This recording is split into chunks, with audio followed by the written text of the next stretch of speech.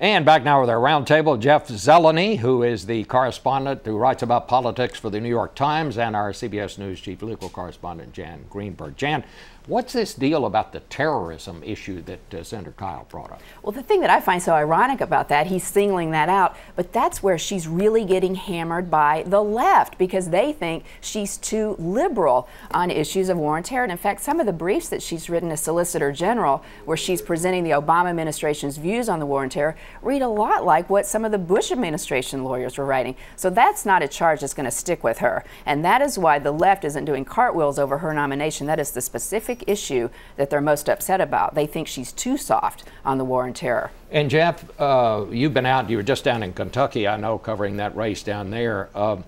This whole toxic atmosphere in this country that we have right now, it seems to me it's going to be very difficult for any Republican to vote for anything that Barack Obama proposes for fear of what the people to that person's right on the Republican Party is going to think about it. This won't be an easy vote for any Republican. I think that's right. I mean, every single proposal that this White House puts forward is scrutinized, and this is more important because it's lasting, it's permanent.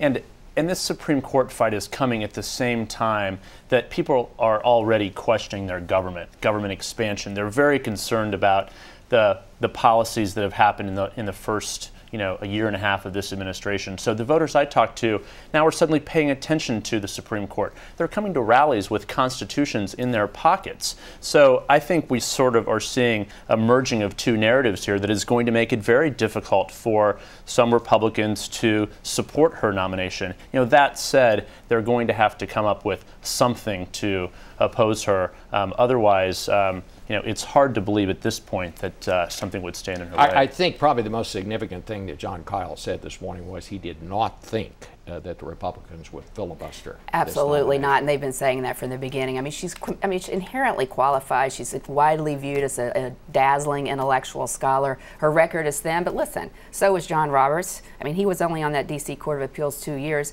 When Clarence Thomas went on the Supreme Court, he had only been on the D.C. Circuit a year. David Souter hadn't even written a federal appeals court opinion. So it's going to be awfully hard for them to start saying she doesn't have judicial experience when some of the other nominees hadn't had all that much, and when they've been urging presidents for the last couple of administrations to put someone on outside the judicial monastery. But what Jeff is saying, I think this is why this nomination and these hearings are going to be so fascinating, because all this messaging and all this that we're hearing now about Elena Kagan is all about, a lot of it is going to be about November. So already you're seeing them struggling over what narrative it's going to be. The president got out front on this when he really took a slam at the Supreme Court in the State of the Union address, criticizing that campaign finance ruling, saying the Supreme Court, the conservative-dominated Supreme Court, was out of touch with everyday Americans, drowning out the voices of the ordinary people. You're going to hear that a lot in these hearings from Democrats as they try to paint her as a D.C. insider who's out of touch.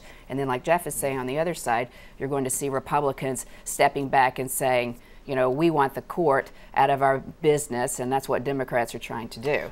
My sense of it, Jeff, and I'd be interested to get your opinion, I think probably in the end she will be confirmed, simply because there are more Democrats than Republicans in the Senate. But I think this is going to get pretty nasty before it's over. It seems like that. I think right now, Democrats, it looks like they have enough votes certainly to confirm her, you're right. So, but I think it's possible that she may win, Democrats may win here in the hearing rooms, but will Republicans win on this overall? This is one more reason to make the point, to amplify the point, why seats in the Senate matter. This is one more sort of big pressing reasons that Republicans can say, this is why we need more seats in the Senate, more seats on these committees. So overall, Republicans may win. The short term, it's hard to picture they wouldn't get her on the court. Let's talk about what's going on out in the country, because some people are calling this Super Tuesday of 2010 because you have these primary races coming up. One of the more interesting ones is not far from here up in Pennsylvania, where Arlen Specter, the Democrat turned Republican, now a Democrat again, is running and being challenged in a Democratic primary by Congressman Joe Sestak, who just last week released a devastating, in my view, ad. Let's look at this. My change in party will enable me to be re-elected. For 45 years, Arlen Specter has been a Republican politician. Arlen Specter is the right man for the United States Senate. I can count on this man. See, that's important. He's a firm ally. But now, My change in party will enable me to be re-elected. Arlen Specter switched parties to save one job. His, not yours. And I guess you could ask Mitt Romney about this, Jeff, but it seems to me in American politics you sometimes can get one epiphany, but sometimes it's pretty hard for voters to take two. I think Arlen Specter's in big trouble.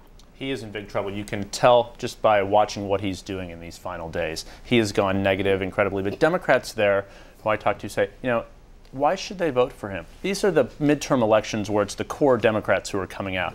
This ad picturing him with President Bush is the most devastating thing. And everything in the ad is true. This isn't one of those, you know, throwing a false charge. Everything in the ad seems to be true. So he is in trouble on Tuesday. And if he loses, this will be the second senior senator in as many weeks to lose their primary. It's a really indication of what's going on out there. Jan, this is not a year where it's an anti-democratic year or an anti-Republican year. I mean, I think when Barack Obama ran, people were kind of sick of having Republicans in power for a long time. But this is kind of a lot of a lot of things. Everything. I mean, that's why you can't say it's like 1994. I mean, this is bipartisan. This is a time when if you're a D.C. insider, you've got experience, and especially Washington experience, it's not an asset. I mean, it's going to really come back and hurt you, and that's what we're seeing across the board, whether it's Scott Brown winning in Massachusetts, Blanche Lincoln in trouble in Arkansas, you know, Arlen Specter now, and that ad, I mean, that's seeing Bush, you know, in his full glory. I think the ironic thing about that ad is that there was huge disagreement in the Bush White House about whether he should go out and try to help Arlen Specter.